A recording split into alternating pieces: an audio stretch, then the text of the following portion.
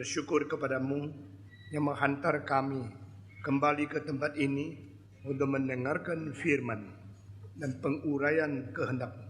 Kiranya Tuhan bertakhta di dalam kebaktian ini dan Tuhan berbicara ke dalam hati kami, memberi kekuatan, meneguhkan iman dan memupuk kerohanian kami, mengkoreksi kesalahan dan membawa kami kembali ke dalam kebenaran Tuhan. Dalam nama Tuhan Yesus, penebus dan juru selamat kami yang hidup, kami sudah berdoa. Amin. Saudara-saudara, selain saya berkhotbah di sini, kita sudah membawa buku yang cukup banyak, yang sistematis, yang bermutu, dan yang berpengajaran yang stabil dari gerakan reform di depan. Dan saya tanya baru tadi, sangat sedikit orang yang beli buku. Inilah sebabnya Semarang gampang ditipu oleh ajaran yang tidak beres. Karena engkau cuma ikut-ikut saja, ikut dengar, ikut merasakan, lalu ikut gerakan-gerakan yang banyak yang tidak bertanggung jawab. Sehingga tidak ada dasar, pikiran, iman, dan pengertian yang sangat-sangat bertanggung jawab kepada Tuhan.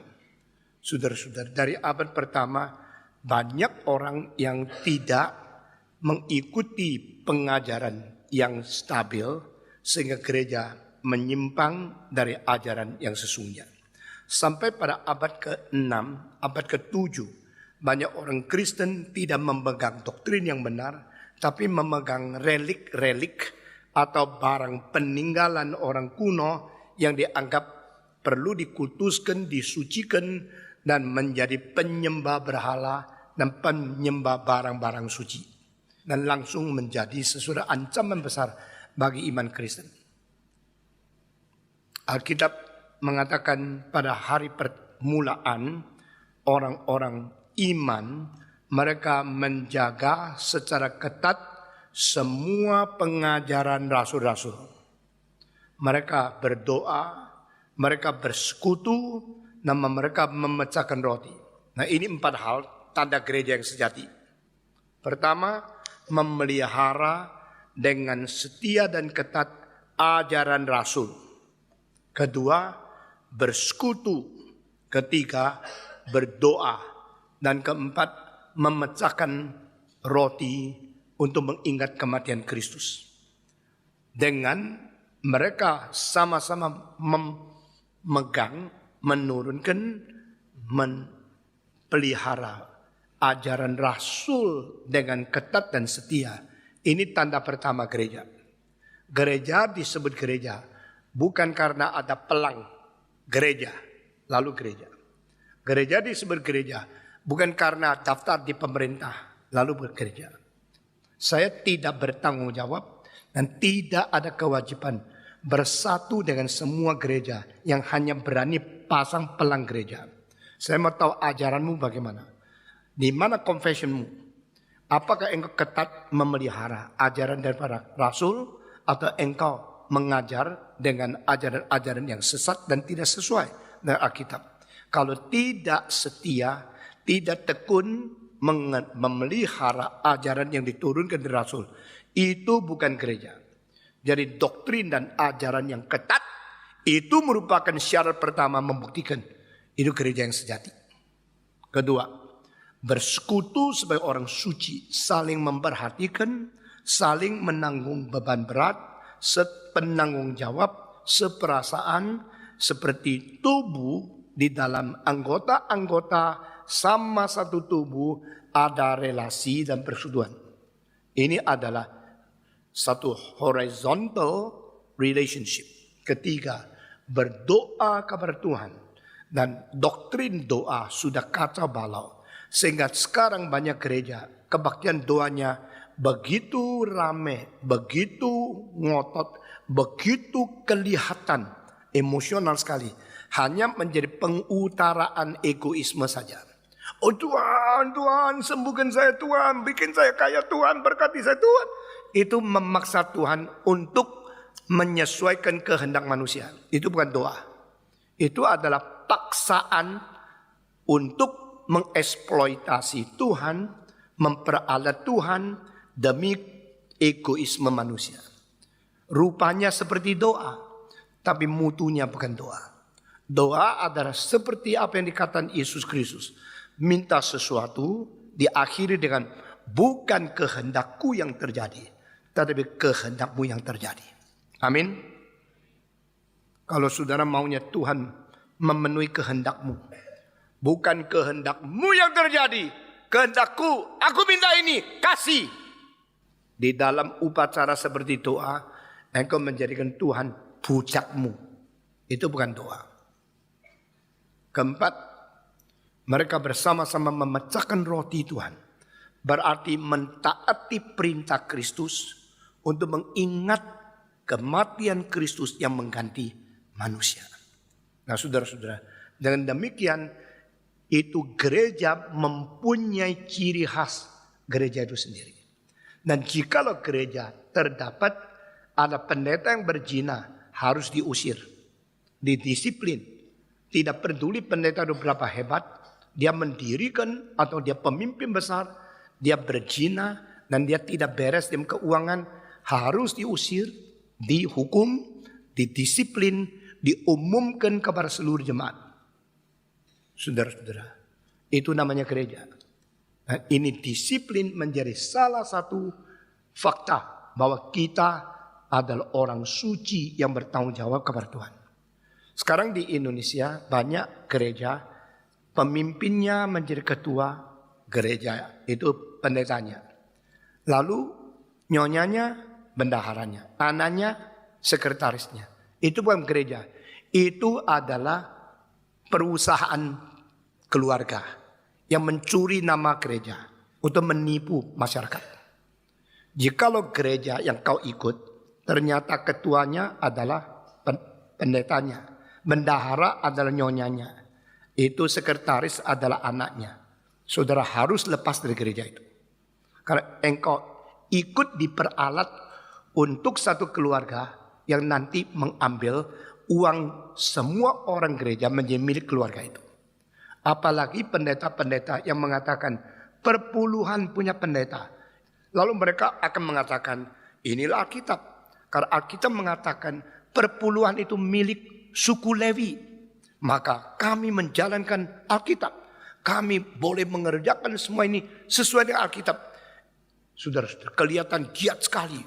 Bekerja sampai bisa banyak anggota. Tapi akibatnya adalah uang-uang daripada perpuluhan semua anggota diambil oleh satu orang, satu keluarga.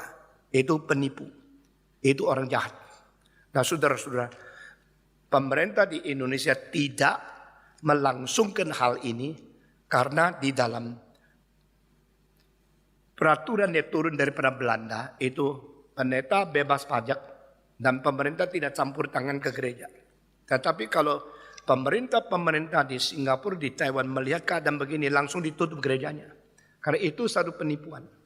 Di Indonesia banyak lowongan hukum yang belum dikerjakan dengan baik. Sekali lagi, perpuluhan bukan milik pendeta. Perpuluhan itu milik Tuhan. Lalu pendeta bagaimana mengelola uang itu harus ada satu majelis atau satu badan pengurus yang setia untuk bersama-sama memikirkan hal ini. Nah saudara-saudara, siapa membongkar semua ini? Saya. Maka saya dibenci oleh banyak pendeta, saya dibenci oleh banyak gereja. Dengan demikian, pengurus yang mengatur uang, pengurus mengetahui bagaimana untuk mengelola, dan pendeta rohani, pendeta sebagai pemimpin boleh memberikan saran uang itu dipakai secara bagaimana. Karena dia pemimpin, tapi bukan untuk dia sendiri. Nah itu namanya gereja. Kalau orang berani bilang ini gereja, ini tempat suci, ini rumah Tuhan, saya tidak terharu kecuali saya lihat doktrinmu apa, cara kerja apa, you sungguh-sungguh menjalankan kehendak Tuhan atau tidak. Tidak seorang bisa mengkagetkan saya, tidak seorang bisa tawar-menawar dengan saya, karena yang disebut gereja itu tubuh Kristus yang harus patuh kepada perintah Tuhan. Amin. Saudara-saudara sekalian, banyak penyelewengan doktrin, penyelewengan keuangan, penyelewengan organisasi yang tidak beres terjadi, dan ternyata gereja makin besar makin kacau di dalam hal keuangan, di dalam hal visi, doktrin, ajaran. Bersimpang siur. Sehingga banyak orang yang tidak tahu apa-apa. Pokoknya serahkan Tuhan. Pokoknya berdoa. Percaya sama pendeta saja. Ketipu. Dan kalau kamu mengetahui itu perpuluhan diambil oleh satu keluarga. Lalu engkau tetap memberi perpuluhan. Engkau bukan cinta Tuhan. Engkau sedang berdosa. Berbagian di dalam kejahatannya. Dan ini kalimat dan perkataan-perkataan seperti ini akan saya siarkan makin lama makin ketat pakai TV untuk seluruh Indonesia. Sehingga orang Indonesia digugah kembali untuk kembali. Saudara-saudara, banyak buku yang baik engkau tidak mau baca. Engkau hanya ikut-ikut ada pemimpin-pemimpin yang kelihatan hebat. Engkau seumur hidup menyeleweng di dalam penyelewengan. Ini peperangan rohani. Peperangan rohani dilakukan kepada bukan orang bertubuh, berdaging. Semua pendeta dan semua namanya tanda petik pendeta itu cuma daging tok. Tapi di belakang itu ada penipuan dari iblis yang kita harus berperang. Kita tidak bisa main-main. Hari ini saya akan memberikan ceramah tentang sejarah yang lampau dan hari depan yang belum datang gereja di Indonesia. Dan tema ini hampir saya tidak pernah bicarakan secara sistematis dan utuh di dalam satu ceramah seminar seperti di Kota Semarang. Nah, saudara-saudara, berarti engkau harus percaya bahwa seminar ini dipimpin Roh Kudus untuk kita mempelajari kebenaran lebih daripada apa yang kita inginkan. Kadang-kadang saya tidak kasih tema. Mereka bilang kita perlu ini, kita perlu itu. Saudara-saudara, sebenarnya yang kau betul-betul perlu, mungkin kau belum sadar. Yang kau kira kau perlu, mungkin tidak terlalu penting. Sehingga kita mengharapkan Tuhan memberikan sesuatu lebih daripada apa yang kita sadar kita perlu. Amin.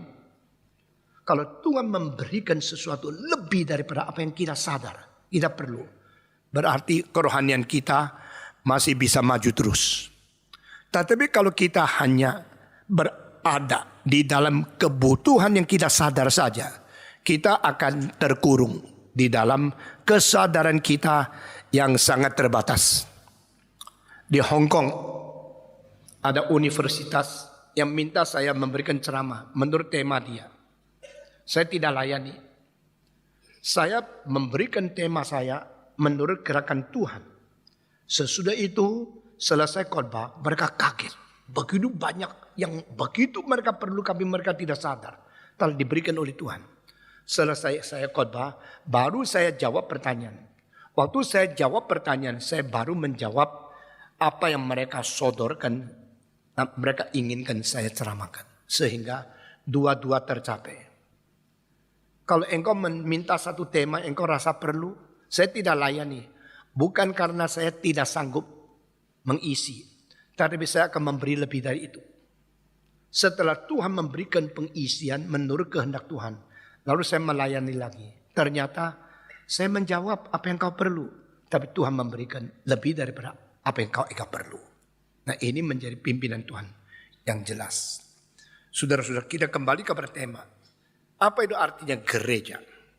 Gereja berasal daripada istilah bahasa Greka ekklesia.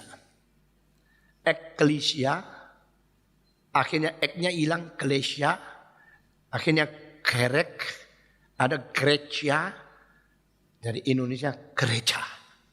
Ya. Nah, ini adalah perubahan daripada satu bahasa menjadi bahasa yang lain. Akhirnya menjadi satu kata yang ada miripnya, tetapi sudah berbeda dari aslinya. Demikian istilah eklesia sampai kepada bahasa Belanda menjadi kerk, eklesia, kerk. Sampai kepada Indonesia menjadi gereja. Sampai pada bahasa Latin iglesia. Iglesia, kerk, gereja, gereja. Itu sama. Arti aslinya adalah yang dipanggil keluar. Ex berarti keluar. Exit berarti jalan keluar. Ekklesia berarti satu kumpulan yang dipanggil oleh Tuhan keluar. Sebagaimana orang Israel dipanggil keluar oleh Tuhan dari tanah Mesir, tidak lagi diperbudak oleh Firaun, dibebaskan dan dipimpin ke padang belantara. Di situ diberi hak kebebasan menyembah sujud kepada Tuhan Allah. Itu menjadi satu perkumpulan yang keluar dari Mesir, diasingkan, dilepaskan, dibebaskan, dan dikumpulkan menjadi the assembly of God.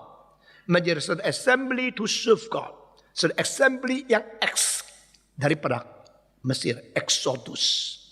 Demikian gereja adalah kumpulan orang yang dipanggil keluar dari dosa dunia, daripada kebinasaan daripada dunia ini, dan dibersihkan, diasingkan, disucikan menjadi milik Tuhan yang kekal, diberikan hak menjadi anak Allah yang hidup. Itu namanya gereja. Gereja bukan kumpulan orang yang minta disembuhkan. Meskipun Tuhan menyembuhkan anaknya. Gereja bukan kumpulan orang yang suka nyanyi rock di dalam gedung, lalu pakai bahasa Alkitab. Gereja adalah orang berdosa yang ditebus, keluar daripada kuasa iblis, keluar daripada hukuman Taurat, keluar daripada cengkeraman dosa, keluar daripada perbudakan segala kejahatan, keluar daripada ketidakberimanan, keluar daripada yang akan dibinasakan di neraka. Ini kutukan, hukuman, kemarahan yang harus ditimpa kepada orang berdosa. Sekarang dialihkan. Orang-orang yang dikeluarkan dari itu, lalu mereka berkumpul. Inilah namanya gereja. Ini adalah definisi gereja. Gereja terkumpul, terbentuk oleh orang-orang yang sudah pernah mengalami keselamatan pengampunan dosa dari Yesus Kristus. Dan gereja adalah orang-orang yang dikumpulkan, diasingkan melalui kesucian. Sebagai yang kita sebut baptisan Roh Kudus. Yesus Kristus memakai rohnya, yaitu Roh Kudus membersihkan kita. Dan Roh Kudus membawa kita kembali kepada pembersihan pada hari Pantekosta. Kemarin saya berkata, Kristus cuma mati satu kali. Lalu setiap zaman, barang siapa yang digabungkan ke dalam kematian Kristus di dalam sejarah, orang itu mati beserta Kristus dan bangkit beserta Kristus. Orang itu tidak lagi menjadi milik sendiri. Orang itu tidak lagi dikuasai oleh dosa. Dia melalui kematian Kristus yang mengganti dia. Melalui kebangkitan Kristus yang menghidupkan dia. Dia menjadi manusia baru. New being, new creation. Itu disebut orang yang ciptaan baru. Nah, kalau Roh Kudus membawa kita kembali kepada Golgota dan membuat kita mati beserta Kristus, dia juga membawa kita kembali kepada hari Pantekosta, di mana baptisan daripada Kristus dengan memakai Roh Kudus mensucikan setiap orang, kita disebut orang suci. Dengan demikian orang suci adalah orang yang dikuduskan oleh Kristus melalui darahnya, mati dan ngalir di atas kayu salib. Melalui Roh Kudus yang membaptiskan seluruh gereja dari segala bangsa pada hari Pantekosta. Dengan demikian orang suci, orang suci, orang suci. Kita suci kenapa? Karena kita sudah diampuni dosa oleh Kristus. Kita suci karena apa? Karena kita sudah menerima peranakan Roh Kudus.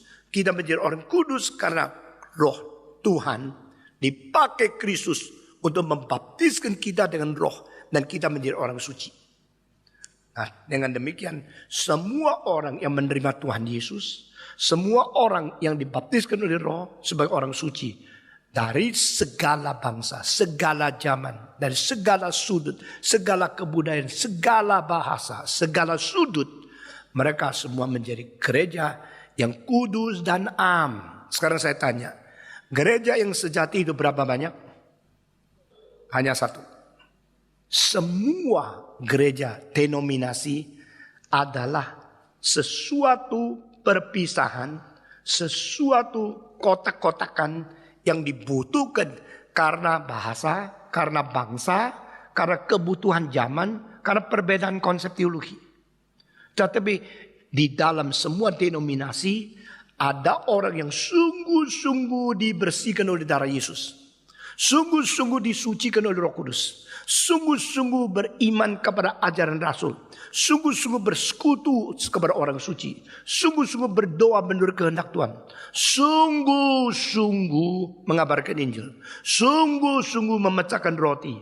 Semua ini, kalau semua disucikan, dibersihkan, beriman, percaya tentang ajaran Rasuli, engkau tergabung ke dalam gereja satu-satunya yang disebut tubuh Kristus, adalah gereja yang kudus dan am.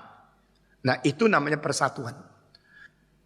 Engkau sendiri pecah, lalu seorang gabung sama kamu, baru itu kesatuan. Ini penipuan. Ini pikiran yang naif.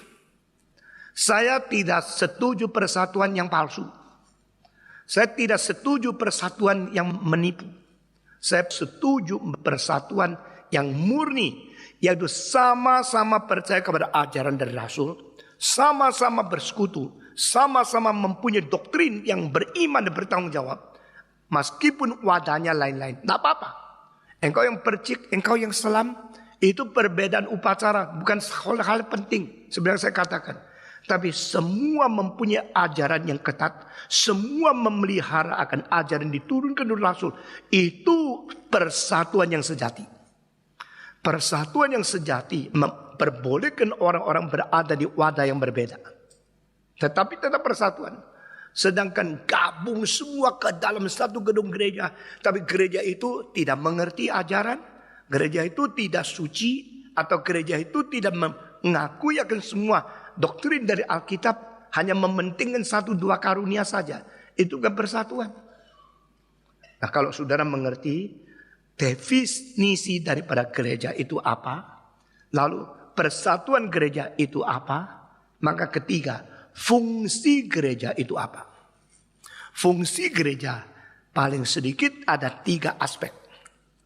Aspek pertama adalah beribadah kepada Tuhan melalui ajaran yang benar di dalam diri Kristus.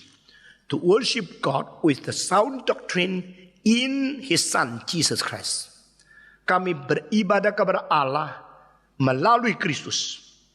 Gereja adalah orang-orang yang beribadah kepada Allah menurut ajaran yang diwahyukan dari Perjanjian Lama dan Perjanjian Baru di dalam Kristus. Ini fungsi pertama. To worship God according to the teachings as being revealed by God in the Old Testament and in New Testament in His Son Jesus Christ. Ikut saya.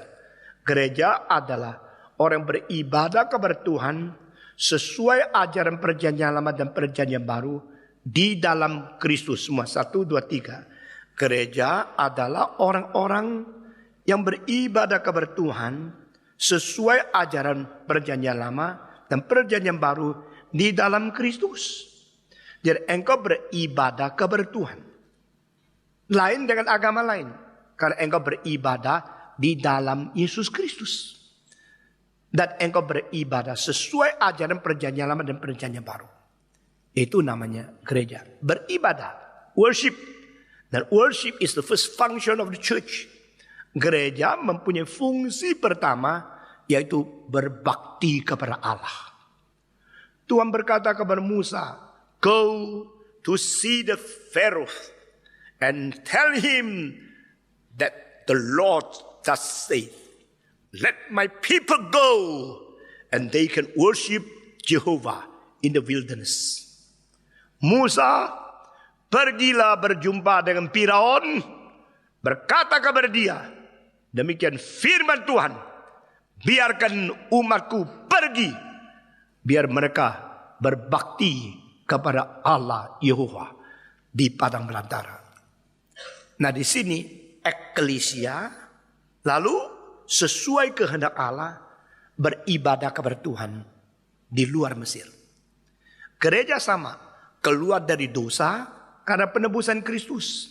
Lalu engkau lepaskan diri dari berkuasa jahat, kuasa dosa menurut perintah Tuhan, mengadakan peribadahan kepada Tuhan di dalam Yesus Kristus. Karena yang menyelamatkan kita adalah domba Paskah. Yang mengampuni dosa kita adalah anak domba Allah.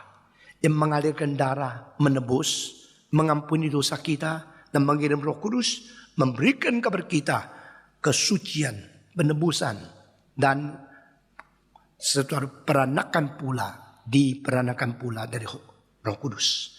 Maka kita menjadi milik Tuhan yang beribadah kepada Tuhan. Ini fungsi pertama. Kedua, fungsi gereja kedua adalah sesuatu gerakan dari Roh Kudus yang menguatkan dan memungkinkan kita saling bertanggung jawab, saling mengasihi, dan saling bersekutu. We have the horizontal relationship one another in the enabled power from Holy Spirit to have fellowship between the members. Jadi anggota Kristen, orang ditebus dan orang ditebus, mereka itu mempunyai persekutuan satu dengan lain. Dengan cinta kasih dari Roh Kudus, dengan gerakan dari Roh Kudus, dengan sesuatu relasi antara pribadi dan pribadi yang seperasaan, sepenanggung jawab. Itu namanya persekutuan, fellowship. Yang vertikal adalah worship. Yang horizontal adalah fellowship semua. Yang vertikal adalah worship. Yang horizontal adalah, lihat sini.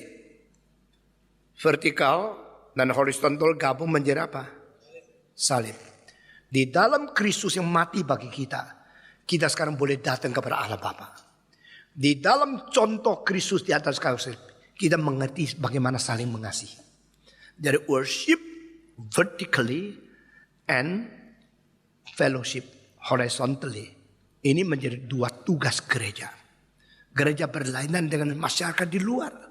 Gereja adalah satu tubuh Kristus. Sehingga kanan, kiri, kepala, kaki, itu semua mentaati perintah daripada otak.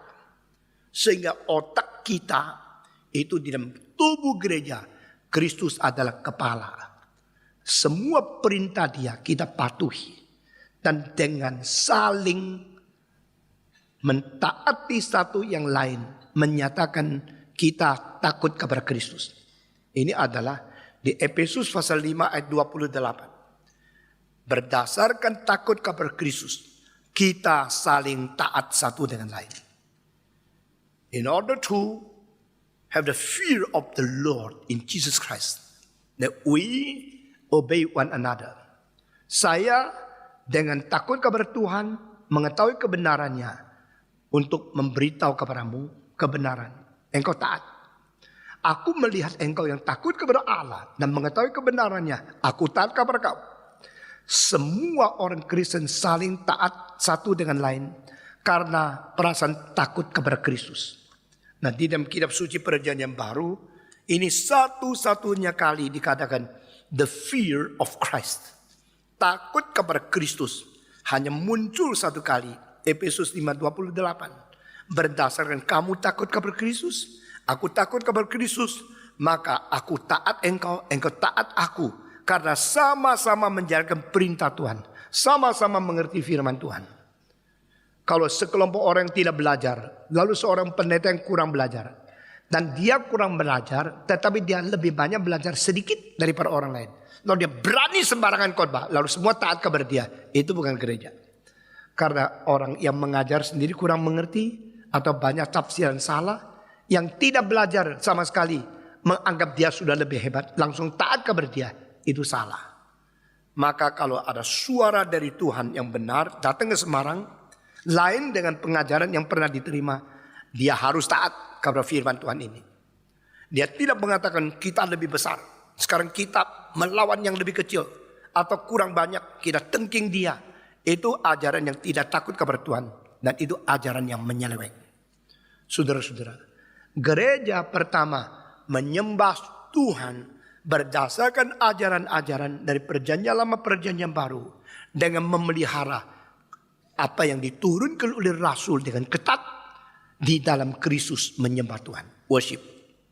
Kedua, di dalam perasaan takut kepada Kristus, mentaati, mempelajari semua firman, lalu saling mentaati, bersatu di dalam wadah ini. Itu adalah fungsi kedua. Fungsi ketiga itu adalah semacam pelayanan kesaksian, the witness Jesus Christ. Melalui beribadah kepada Tuhan di dalam melayani sesama manusia. Dan melayani manusia di dalam beribadah kepada Tuhan. Dengar kalimat ini. Di hadapan Tuhan kita melayani manusia. Di hadapan manusia kita memuliakan Tuhan. Nah, ini adalah tugas imamat. Tugas imamat berarti setiap orang Kristen adalah imam. Every Christian is a people of Levi.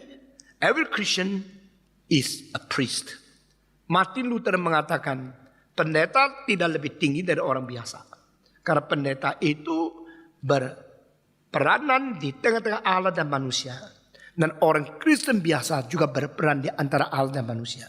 Kita sama-sama menjadi orang yang melayani seperti satu status kedudukan yang disebut sebagai imam. Imam berdiri di tengah-tengah Allah dan umat dunia.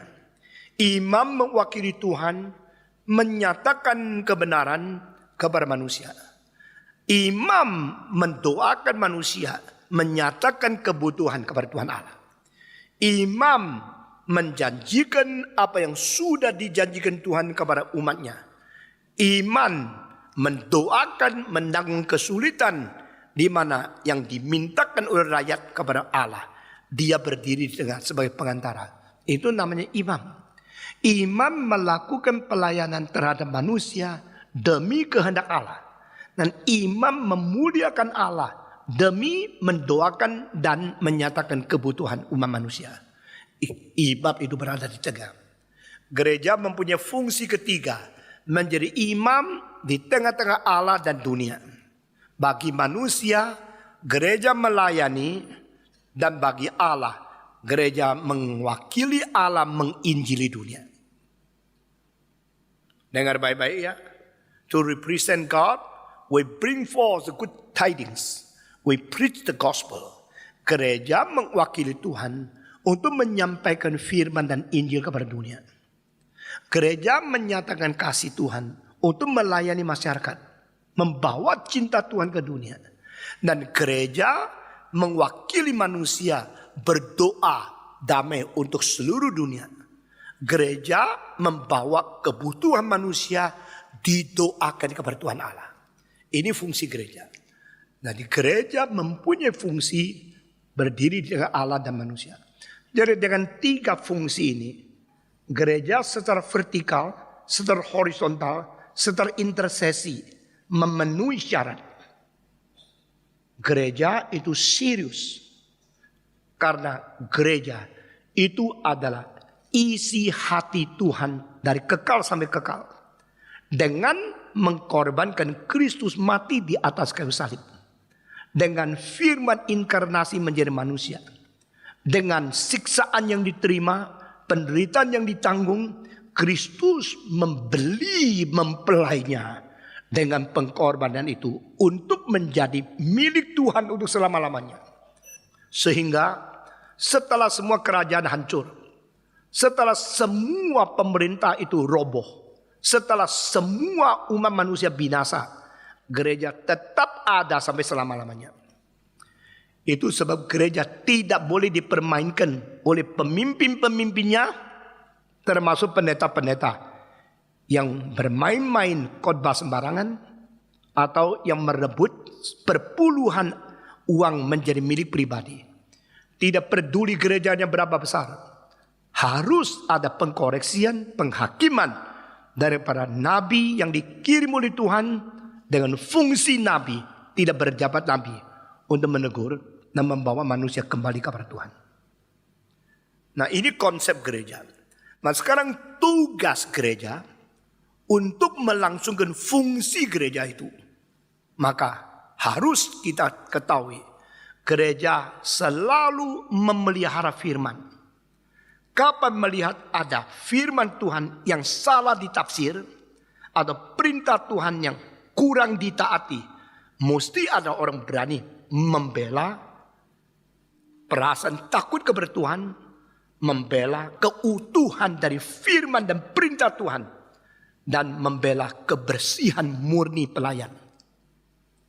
Sehingga kaum suci di dunia tetap mempunyai kuasa dan wibawa untuk mewakili Tuhan, melaksanakan kehendak surga di dunia, menjalankan perintah surga di atas bumi, seperti apa yang didoakan, jadilah kehendakmu di bumi seperti.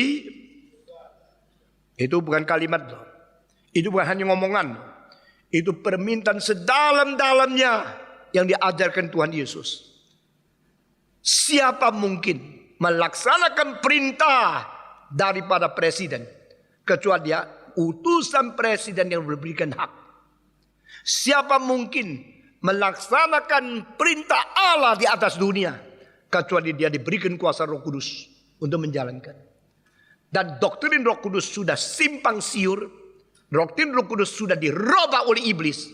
Penyelewengan seperti ini bikin gereja sama sekali tidak melihat tugas kita bagaimana menjalankan kehendak Tuhan.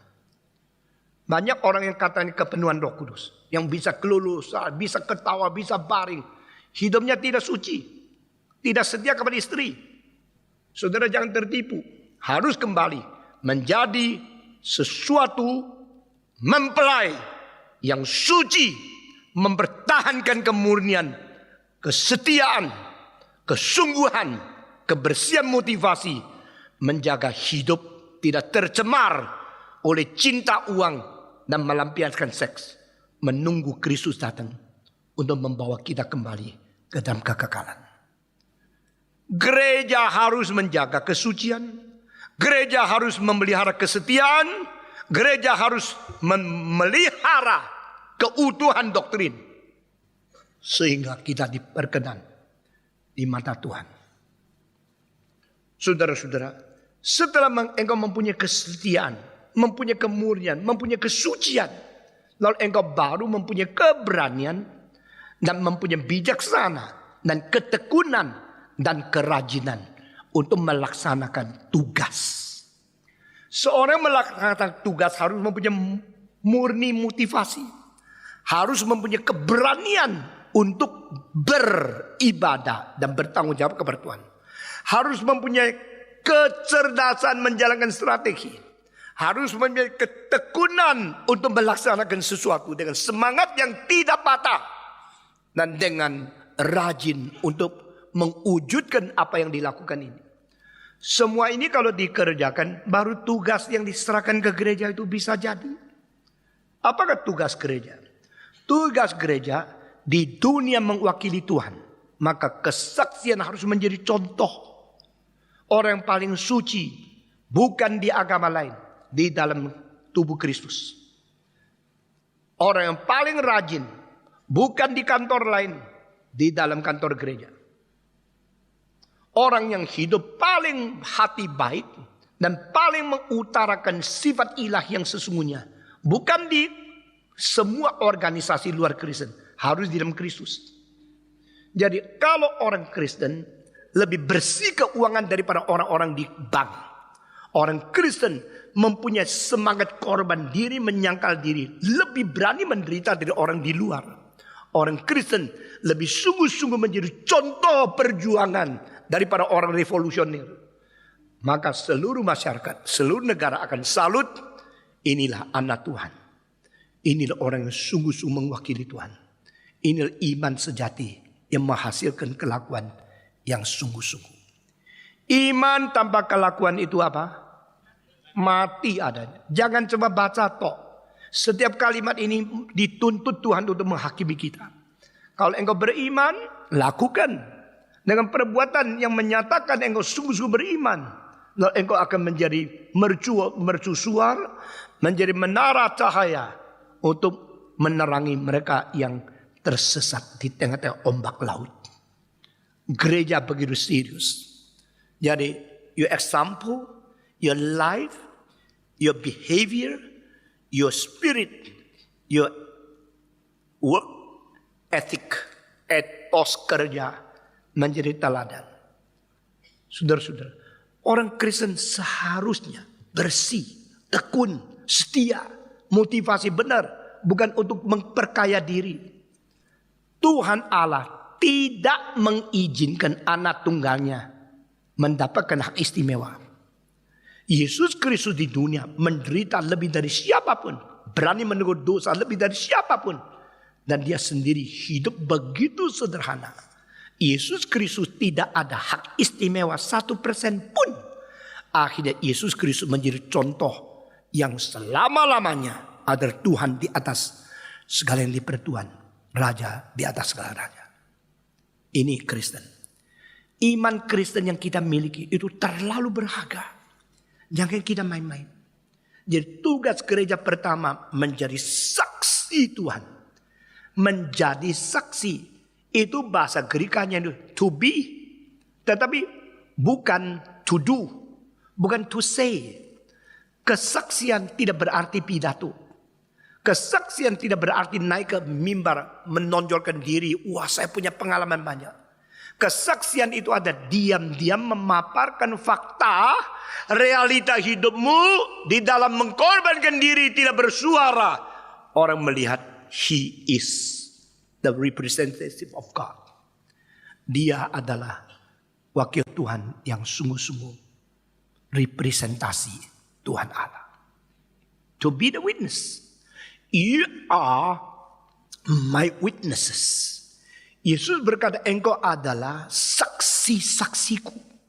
Bukan berkata engkau ayo bawa kita naik ini bersaksi bagi Yesus Kristus. Itu to do some witness. To say some witness. Tetapi Yesus mengatakan to be my witness. Jadi saksiku. Siapa yang penuh Roh Kudus semenjak di rahim ibu? Hanya satu orang. Siapa? Yohanes Pembaptis.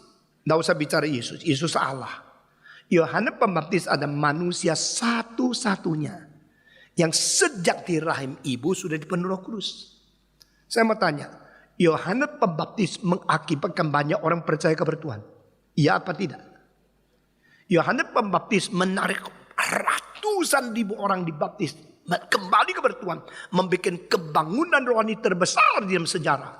Seantero seluruh tanah Yudea, dari kampung-kampung, halaman, desa, camat, kota-kota, semua berduyun-duyun datang mereka ke Yerusalem, tapi tidak ke bait Allah, ke padang belantara. Karena apa?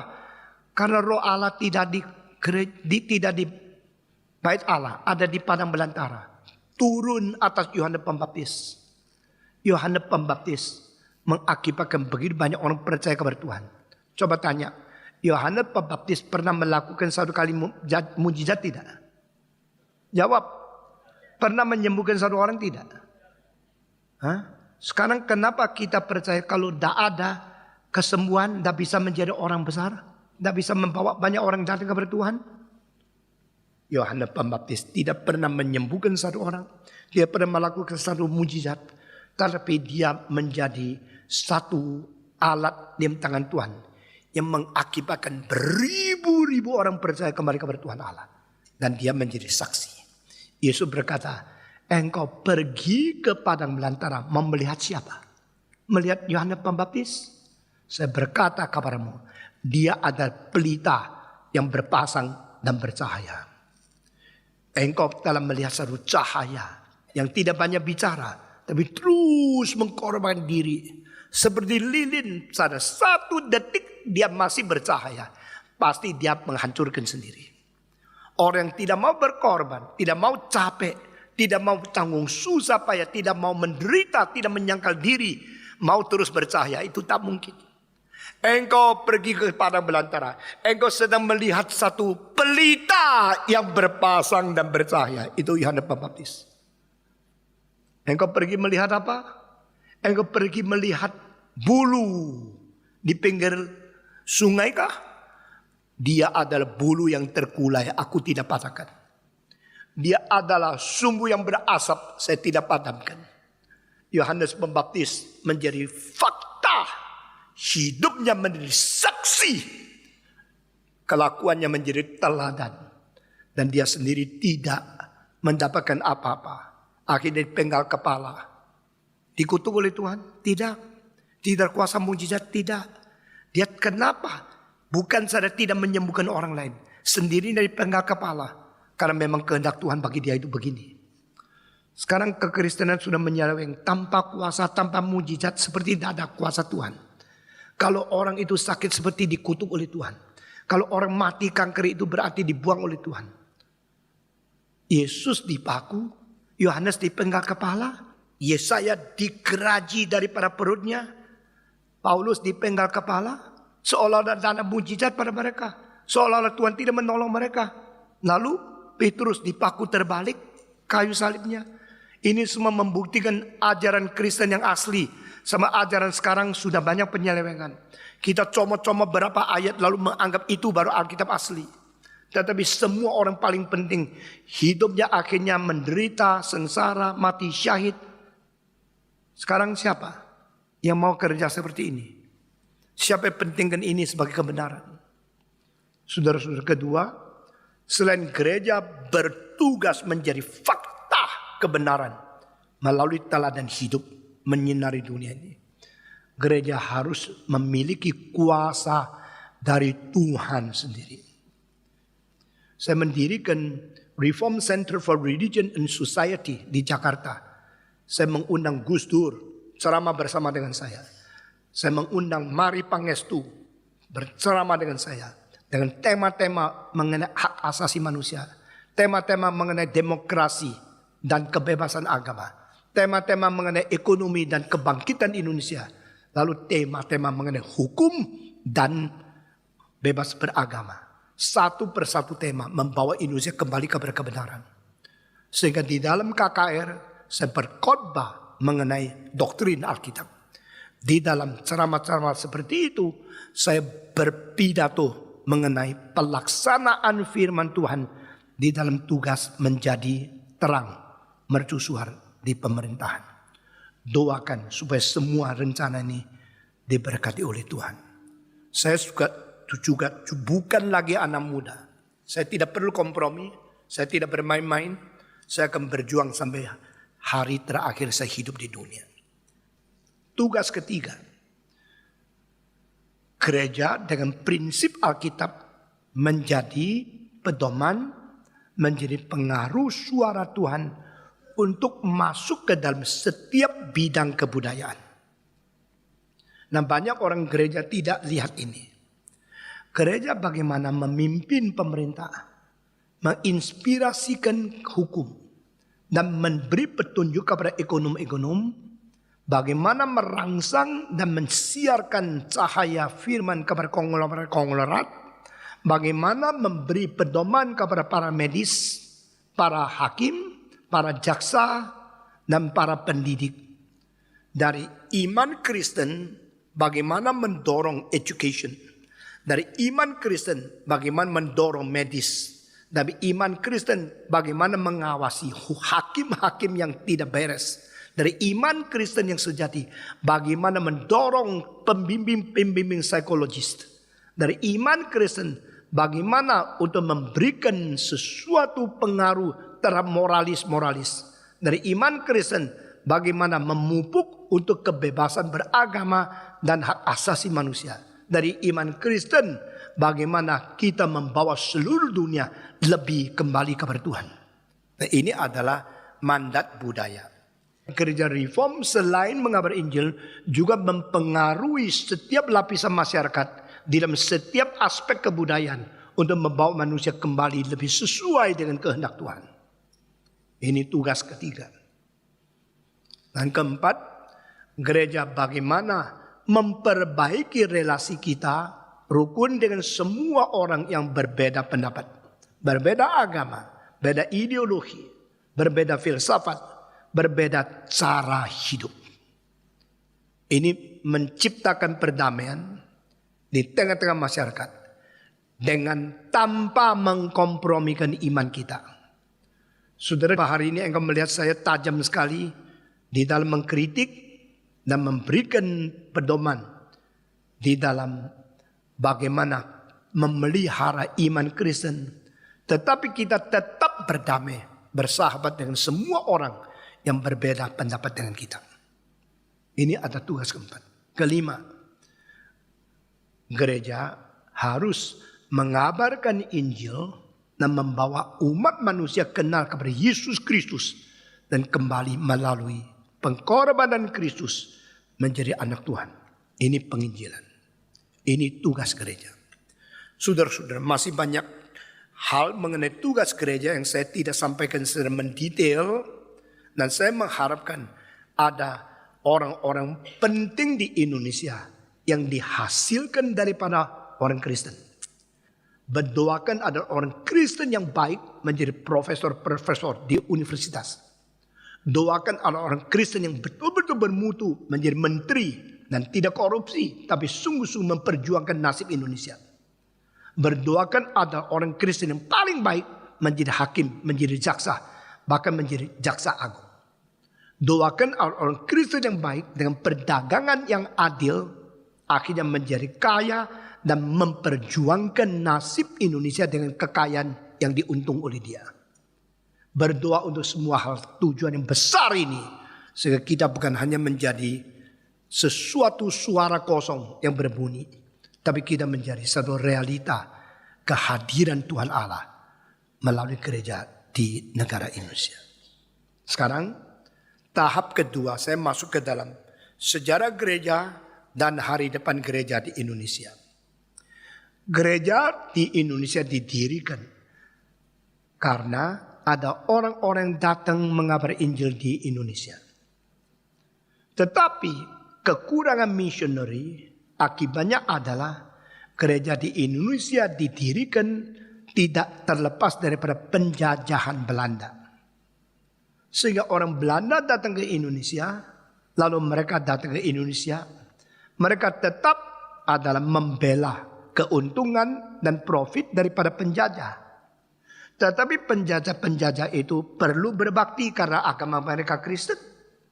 Berapa banyak di antara pejabat-pejabat dari penjajah itu mengerti tugas gereja, fungsi gereja, dan cinta kasih Kristen sehingga mengkaitkan tugas gereja dan tugas negara Belanda menjadi satu. Saya tidak tahu. Berapa orang yang mengerti dengan jelas Injil dikabarkan kepada satu negara tidak boleh dicampuri tangan dengan penjajahan. Saya tidak tahu. Tetapi buktinya adalah kalau tidak ada penjajahan daripada orang Belanda di Indonesia 400 tahun yang lalu, maka seolah-olah hampir tidak kelihatan ada penginjilan lepas dari politik yang dijalankan di Indonesia. Sebelum Belanda datang ke Indonesia, maka ada negara yang berarmada lebih kuat dari Belanda dan menjadi raja di atas laut. Itu adalah negara namanya Portugis. Portugis lalu pelan-pelan Spanyol menjadi dua negara yang merajalela di atas perlautan seluruh muka bumi. Setelah Tiongkok berhenti kirim lagi armada ke luar negeri. Tiongkok mengirim armada ke luar negeri abad mulai 14. Di dalam zaman Kaisar Yongle. Yongle adalah raja kaisar ketiga dinasti Ming yang pada tahun 1308 mendirikan istana terbesar di dunia. Di Beijing sekarang masih ada. Tahun lalu sama tahun ini sedang dipugar untuk menyambut Olimpik 2008. Sehingga semua bangunan semua dibersihkan, seluruh halaman yang lebih daripada 57 hektar dikerok, dibongkar, diganti granit. Itu uangnya berapa ratus miliar, berapa ribu miliar, berapa ribu miliar, saya tidak tahu. Tapi untuk menyambut supaya Beijing mempunyai satu wajah baru yang dikagumi oleh seluruh dunia. Pemerintah komunis di Beijing berani memakai uang itu. Dan satu company daripada provinsi Zhejiang yang diberikan mandat untuk mempugar seluruh istana yang lebih besar daripada Versailles, lebih besar daripada Leningrad, lebih besar daripada Red Square di seluruh dunia. Itu dari Kaisar Yongle didirikan lebih kira-kira 690 tahun yang lalu. Dia membangun istana dan akhirnya belasan tahun baru selesai pembangunan itu. 20 tahun kemudian Chen He, yaitu Sampokong yang diutus oleh Yongle, pergi ke seluruh dunia menjadi maskapai, menjadi itu armada terbesar di dunia. Dan kapal lebih 160 yang ada yang panjangnya sampai 65 meter. Tidak ada lawannya di dunia. Dan salah satu jangkarnya tinggal di Semarang. Sekarang berada di Sampokong. Saudara-saudara. Tetapi 100 tahun kemudian dinas Ming mulai tidak lagi mengirim orang. Saya kemarin memberikan masterclass kepada orang yang ikut saya ke Sampokong. Ceritakan sejarah itu. Banyak orang di Semarang tidak tahu. Sesudah itu maka berhentilah perkembangan angkatan laut daripada Tiongkok. Sesudah Tiongkok berhenti perkembangan angkatan laut, barulah Portugis sama Spanyol memperkembangkan angkatan laut mereka. Dan akhirnya pada abad ke-18, 17-18, armada daripada angkatan laut orang Portugis dan Spanyol mulai menyusut dan dikalahkan oleh tentara armada laut daripada Inggris di satu tempat namanya Trafalgar. Setelah dikalahkan, Inggris merajalela mengganti Portugis sama Spanyol menjadi raja di atas mukaan air seluruh dunia.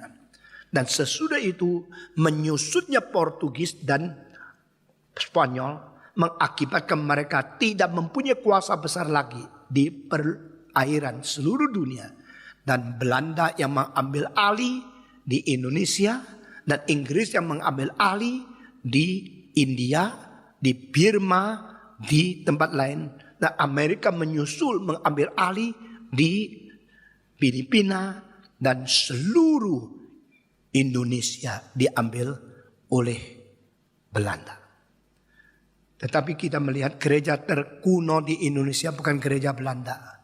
Gereja yang paling kuno, yang paling besar yang masih ada di Indonesia adalah gereja Sion yang di Jakarta. Itu sudah ditetapkan oleh pemerintah menjadi satu bangunan purbakala yang tidak boleh dikutik, tidak boleh dirubah. Itu menjadi satu tanda sejarah gereja Sion di Mangga 2. Itu gereja Portugis sampai sekarang sudah lebih 550 tahun.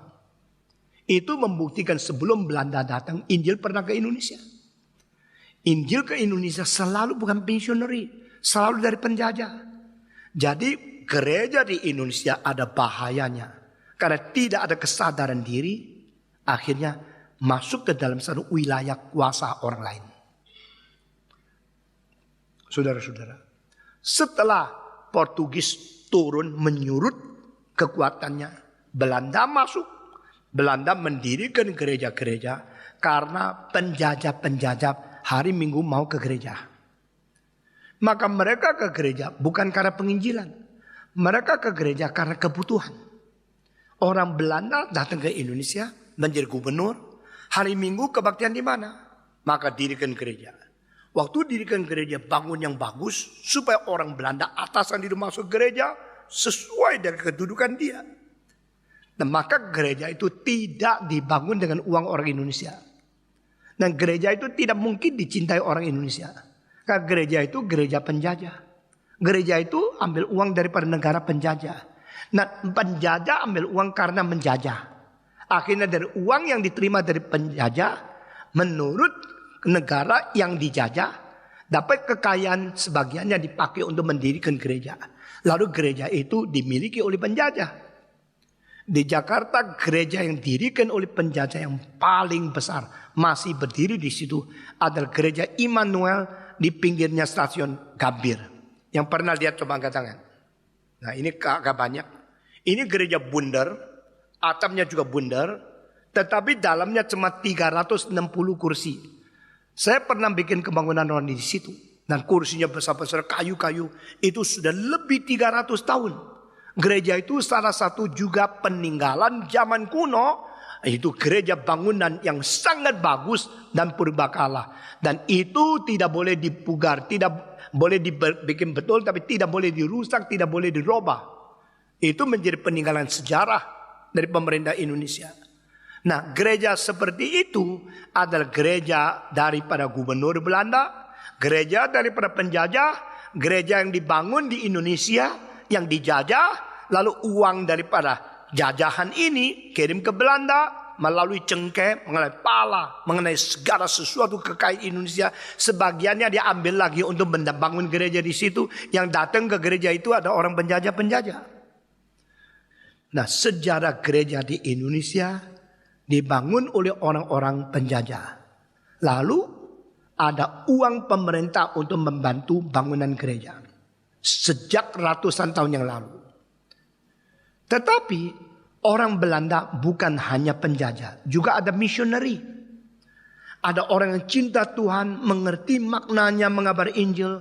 Lalu mereka datang ke Indonesia, tetapi karena sistem Belanda adalah gereja di bawah pemerintah, diproteksi oleh pemerintah dan didukung oleh pemerintah, dan uang daripada Belanda untuk mendukung pemerintah, mendukung gereja dari pemerintah itu adalah uang sebagian dari pajak yang diterima.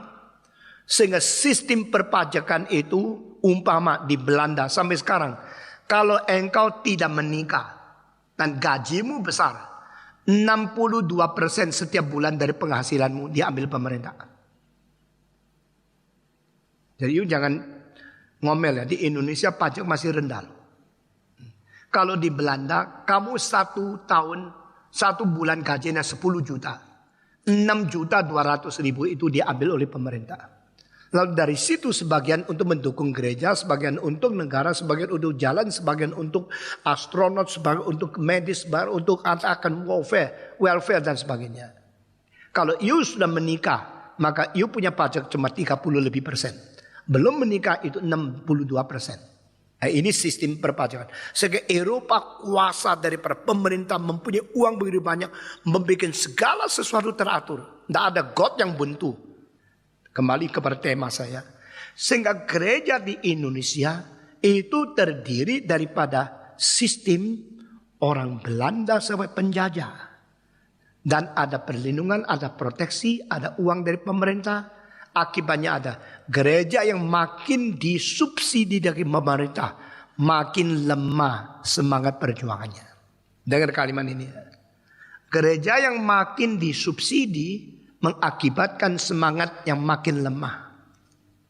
Tapi gereja yang tidak disubsidi oleh pemerintah tetap boleh mengajukan sesuatu untuk menerima subsidi. Nah, itu gereja-gereja dari semua misi-misi. Akhirnya diberi kebebasan. Selain Belanda, juga boleh ada misi dari Inggris datang ke Indonesia.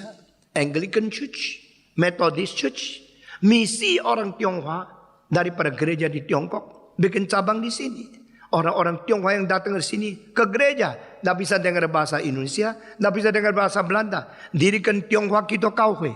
Kalau yang di Semarang ini, yang ada di Mataram, itu Tionghoa Kito Kauhe. Lalu satu lagi akhirnya gereja stadion yang masuk ke GKI stadion. Lalu Tionghoa Kito Kauhe. Setelah 2-3 generasi, keturunan Tionghoa tidak bisa sama sekali bahasa Tionghoa. Itu menjadi GKI, Karangsaru, dan sebagainya. Tetapi karena ini Protestan, ada orang merasa bagaimana bisa ambil doktrin Protestan, tapi upacara lebih bebas. Akhirnya jadi gereja Pringgading, Tan Hock Chuan.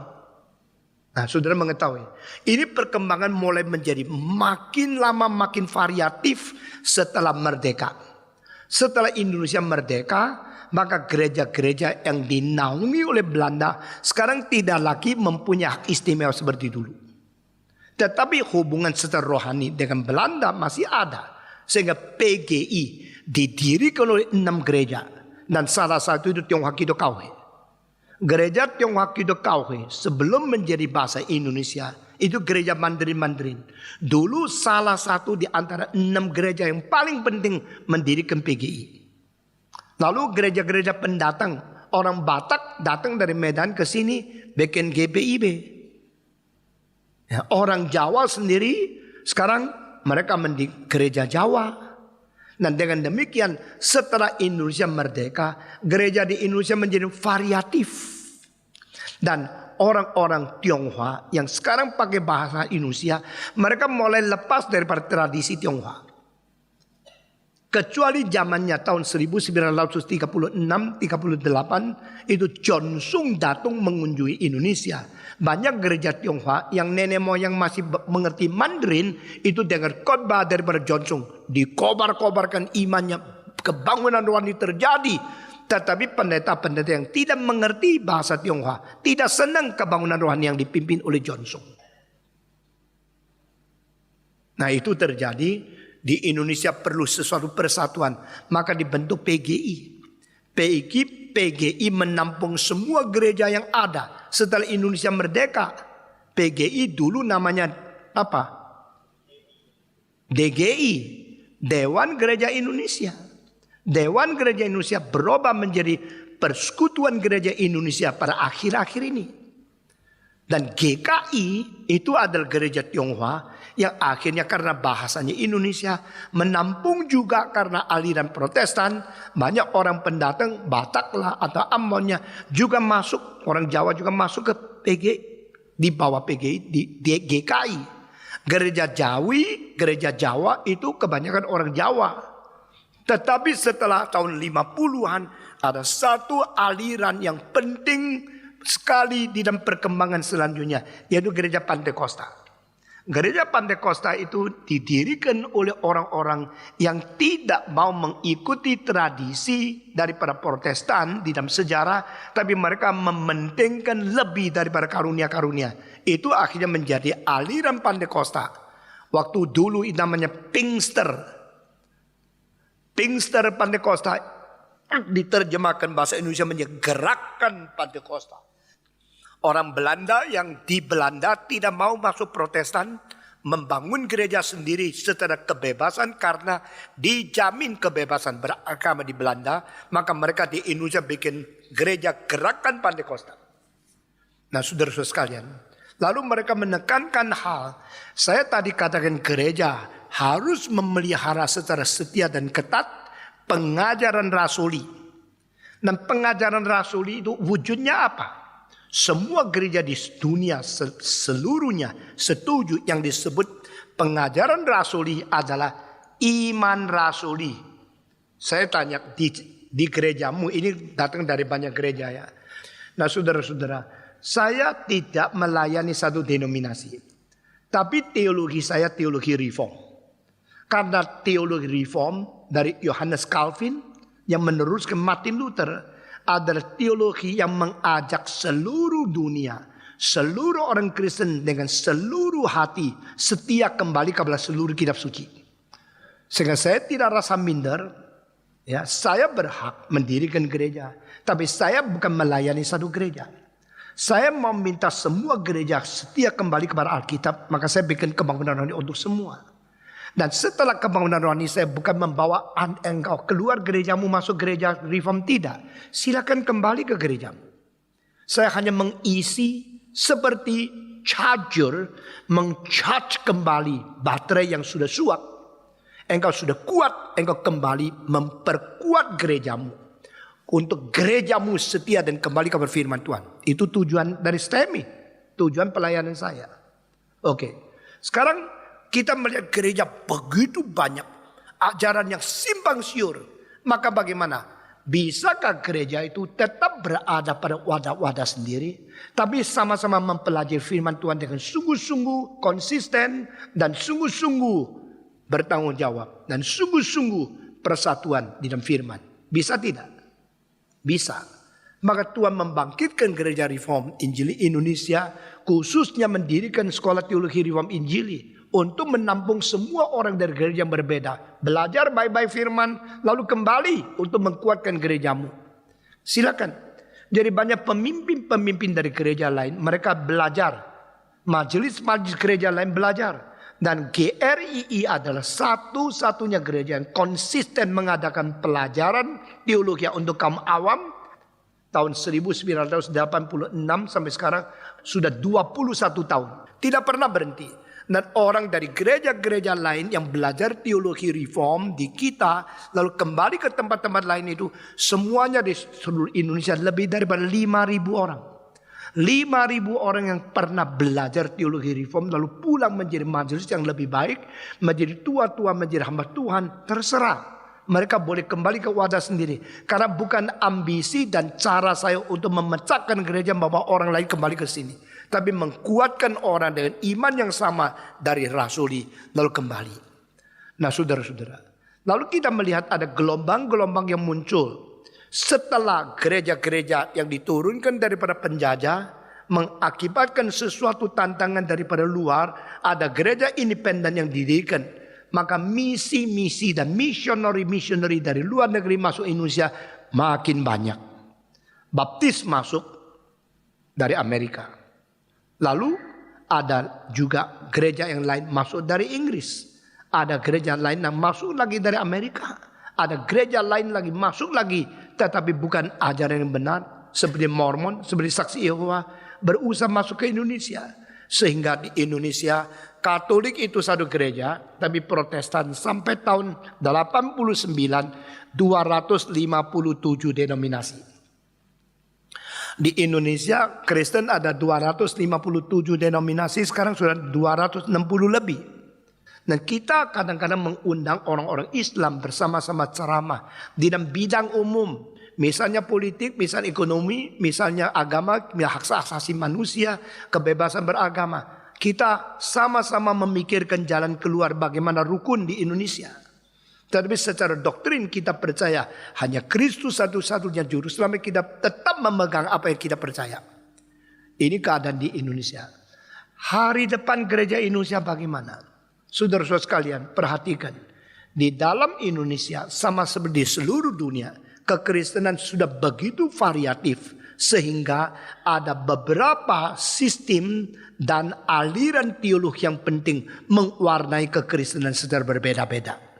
Pertama, teologi Katolik. Kedua, teologi liberal. Ketiga, teologi Injili. Keempat, teologi karismatik dan Pentakosta. Dan kelima, teologi reform. Nah saudara-saudara, saya sekarang memberikan pengulasan dan penjelasan akan 5 hal ini.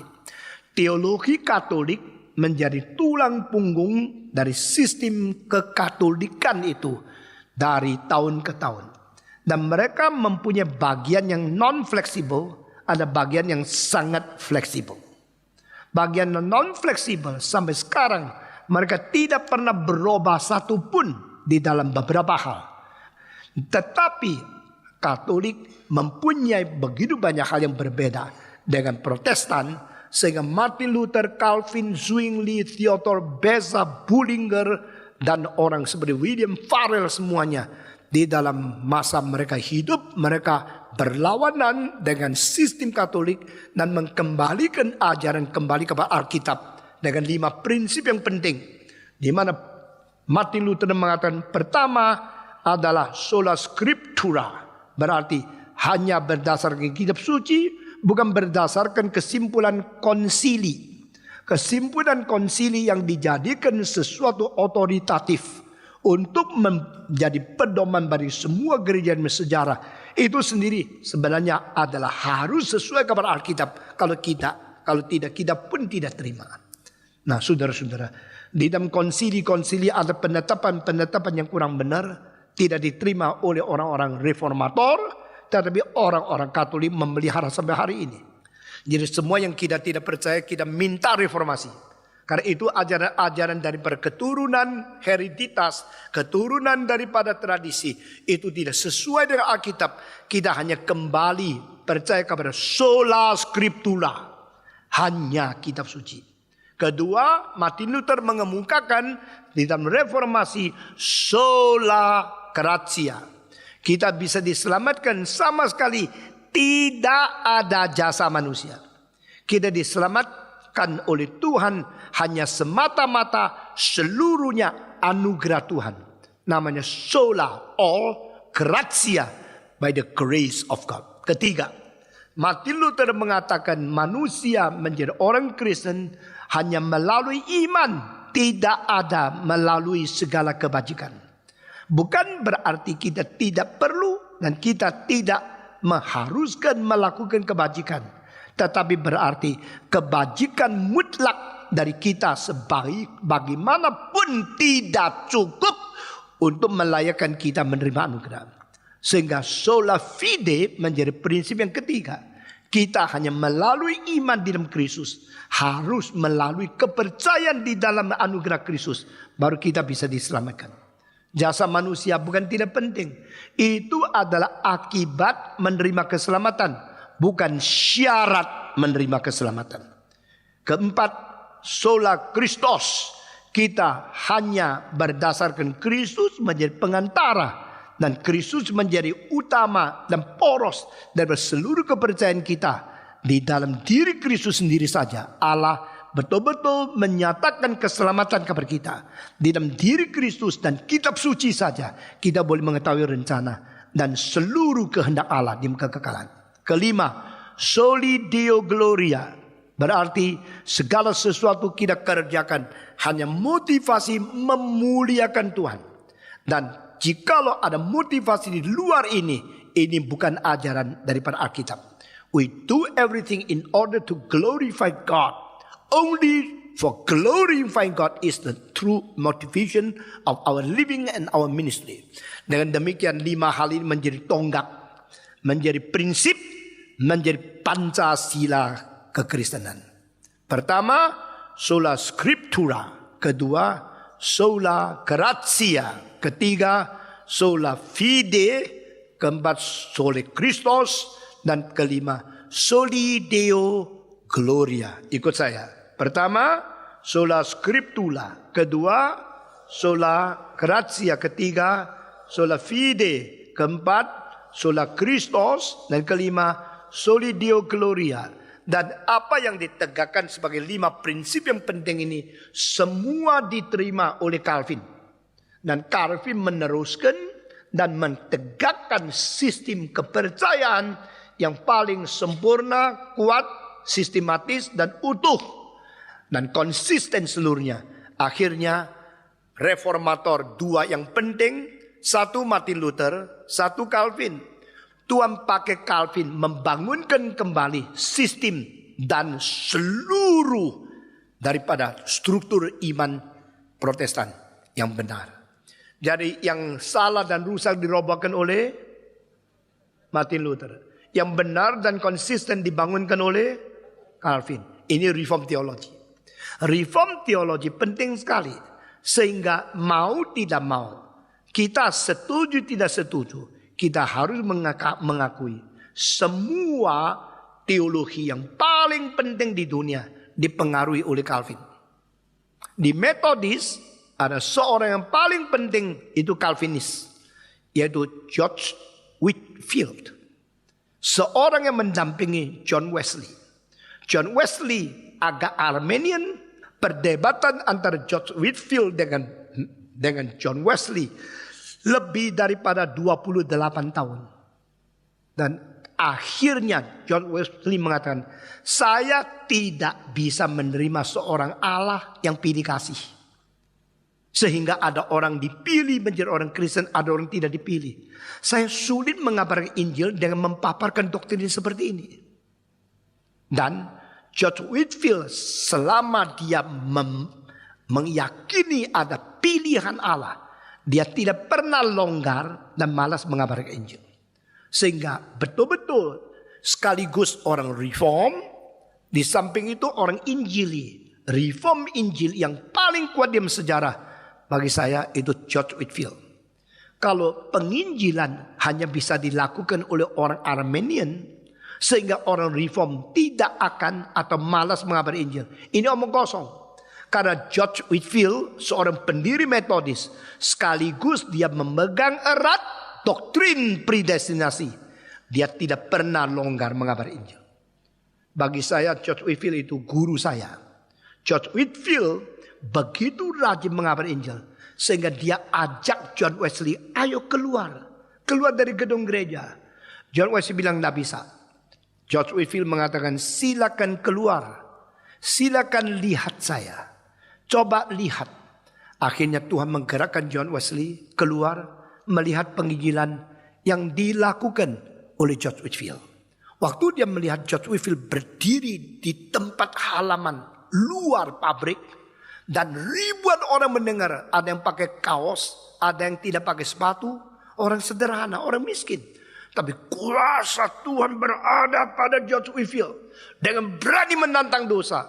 Dengan berani mengawali bertobat. Dan banyak orang nangis mengaku Kristus sebagai juru selamat. John Wesley hancur hatinya. Dan dia mulai mengakui khotbah tidak tentu harus di gereja. Khotbah bisa di lapangan terbuka. Khotbah di halaman pabrik. Khotbah bisa di desa. Khotbah bisa di pinggir jalan. Barulah dia bertobat mengikuti George Whitefield. Bukan saja demikian. George Whitefield di dalam 250 tahun yang lalu. Di dalam zaman tidak ada speaker. Tidak ada mikrofon. Dia paling banyak pernah satu kali berkhotbah kepada 80.000 orang. Saudara bayangkan ini hanya berapa ratus pakai ini.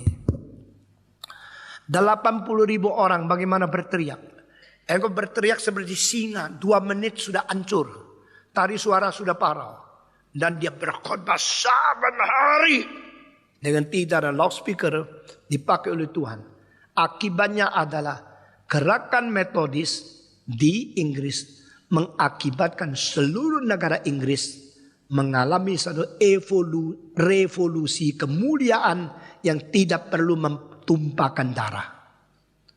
Tahun 1688 orang Inggris mulai memisahkan harta benda milik raja dan milik kerajaan menjadi 2 kelompok. Raja tidak boleh mencampuri uang yang ada pada dia secara pribadi dengan campur aduk uang daripada seluruh kerajaan. Tahun 17 lebih maka timbullah George Whitefield, John Wesley, Robert Raikes yang mengakibatkan Inggris mempunyai kebangunan rohani yang begitu besar. Pertobatan mengakibatkan rakyat tidak perlu membunuh rajanya untuk revolusi. Seperti Prancis yang terjadi pada 1789 sampai 1793. Karena sebelum 1789 sampai 1793 revolusi terjadi di Prancis. Karena tidak ada kebangunan rohani, tidak ada KKR, tidak ada penginjilan, maka manusia itu benci kepada pemerintah, taunya bunuh, taunya brutal. Tapi di Inggris sudah disiapkan Tuhan satu generasi yang mengerti kebenaran, mengerti Injil, mengerti perdamaian, maka tidak perlu membunuh rajanya di atas guillotine. Sehingga Inggris dari negara jauh lebih kecil dari Prancis berkembang menjadi kerajaan terbesar di sejarah. Dan Prancis yang tadi jauh lebih besar dari Inggris menyusut sampai akhirnya tidak ada produksi yang terlalu penting. Tetapi mengapa Jerman, Switzerland, Swedia, Norwegia, Finlandia, Denmark menghasilkan barang terbaik di dunia? Mercy dari Jerman, BMW dari Jerman, Telefunken dari Jerman, Siemens dari Jerman. Itu Luxor, Tamberg, Volvo. Itu daripada Swedia, dari Finlandia, Nokia. Ini semua negara karena dipengaruhi oleh reformasi. Dan Switzerland menghasilkan Patek Philippe, Piaget, Vacheron Constantin, Omega, Rolex. Yang harganya jauh lebih mahal daripada Pierre Gadang. Dan terus menanjak mutunya. Karena apa? Karena Switzerland menerima pekerja yang paling rumit. Pemikiran yang paling mendalam. Dan kesetiaan etos kerja yang tidak ada lawannya. Setelah Perancis mengusir mereka. Saudara semua yang saya katakan itu tidak dapat di buku. Saudara terus ikut kebaktian dan baca buku saya. Engkau menjadi orang berbijaksana. Karena apa? Saya tidak main-main. Semua yang paling bermutu tinggi di sini. Karena apa? Semangat reformasi. Jangan hina reform teologi. Jangan hina gerakan reform. Kita sedang mempersiapkan satu kelompok manusia merubah nasib Indonesia. Sebab tahunya kasih saya kaya, kasih saya sembuh. Akibatnya apa? Dapat berkat untuk pribadi. Memupuk kepribadian egoisme. Tapi apa korbanmu? Apa kerjamu? Apa ngototmu? Apa pemikiranmu? Apa inovasi kreatif yang bikin Indonesia maju? Saya mentanamkan benih yang benar untuk semua orang Kristen di Indonesia. Supaya menjadikan sesuatu revolusi yang tidak kelihatan. Membuat bangsa ini bermutu. Semua yang terbaik diproduksi oleh negara yang dipengaruhi oleh reform teologi. Studi yang terbaik dipengaruhi oleh orang yang dipengaruhi oleh reformasi. Ini satu fakta. Engkau sama-sama menjadi orang Kristen. Hari depan Kristen di Indonesia siapa yang memegang? Oh, gereja besar, sombong. Itu jumlah, itu kuantitas. Tapi kualitas berada di mana? Saya sebagai pendiri gereja reform bukan merebut anggota. Mencurahkan semangat, membawa undangan, dan memberikan injeksi untuk membuat negara dan bangsa ini menjadi lebih pintar. Tidak ada jalan lain. Hari depan gereja di Indonesia bukan tergantung berapa gereja mungkin besar, pengikutnya banyak, uangnya banyak, hebatnya pendeta. Tergantung berapa orang yang mau menyangkal diri, memikul salib, taat kepada perintah Alkitab, dan berjalan di bawah pimpinan Roh Kudus untuk menjadi garam, menjadi terang, menjadi orang yang membawa semangat, membawa kompas, membawa sesuatu prinsip dasar untuk membawa seluruh umat Indonesia kembali ke dalam pimpinan kerajaan Allah. Saudara-saudara sekalian, saya harap di dalam 2 generasi akan datang sudah ada orang yang sadar apa yang saya katakan sekarang dengan sungguh-sungguh terjun. Sekarang engkau ikut seminar dengar, oh tapi saya gitu, saya baru tahu. Saya sudah baru tahu anakmu dididik baik-baik. Dan tidak mungkin mendapatkan didikan di dalam gereja yang tidak bertanggung jawab. Meskipun gerejanya besar. Tidak mungkin dididik di dalam pendeta-pendeta yang egois. Pentingkan diri. Dididik di dalam pengertian teologi. Kalau teologi benar imannya ditegakkan. Sudah iman ditegakkan, moral ditegakkan. Moral ditegakkan, etos kerja dibangkitkan. Etos kerja dibangkitkan, semangat perjuangan didirikan. Sesuai itu strategi yang betul dipelajari. Dan semua pengorbanan dan semangat pengorbanan dipupuk. Baru ada hari depan. Saya punya 4 anak. Mereka mati-matian kerja berat. Anak saya didik supaya mereka pikul salib. Menyangkal diri. Berkorban, lalu memberikan sumbangsi untuk kerajaan Tuhan. Mutu lebih penting daripada kuantitas. Jangan gila hormat, jangan gila pangkat, jangan gila harta, tapi gila mutu. Rela bermutu, rela berkorban, lalu menjadi berkat untuk membawa seluruh bangsa dan kerajaan Tuhan makin memuliakan nama Tuhan. Inilah hari depan gereja. Mari kita berdoa. Bapa di dalam surga, kami berterima kasih untuk semua pertuturan, semua perintah, semua janji, dan semua tuntutan, tantangan yang besar yang Tuhan beri kepada kami. Kami berdoa untuk kota Semarang. Kami berdoa untuk Jawa Tengah. Kami berdoa untuk negara Indonesia. Begitu banyak orang yang memerlukan sesuatu yang bernilai, tapi mereka tidak sadar mereka perlu. Karena mereka sudah dibutakan. Dan mereka sudah ditipu oleh ajaran-ajaran tidak bertanggung jawab. Dan doktrin yang bersimbang siur. Kiranya Tuhan memberikan kesadaran kepada kami. Beri kekuatan kepada kami untuk menjadi orang Kristen yang sungguh-sungguh mencintai Tuhan. Dan mendidik kami dan anak-anak kami. Dan gereja kami untuk kembali kepada rencana Tuhan. Dalam nama Yesus Kristus, penebus dan juru selamat kami yang hidup, kami berdoa. Amin.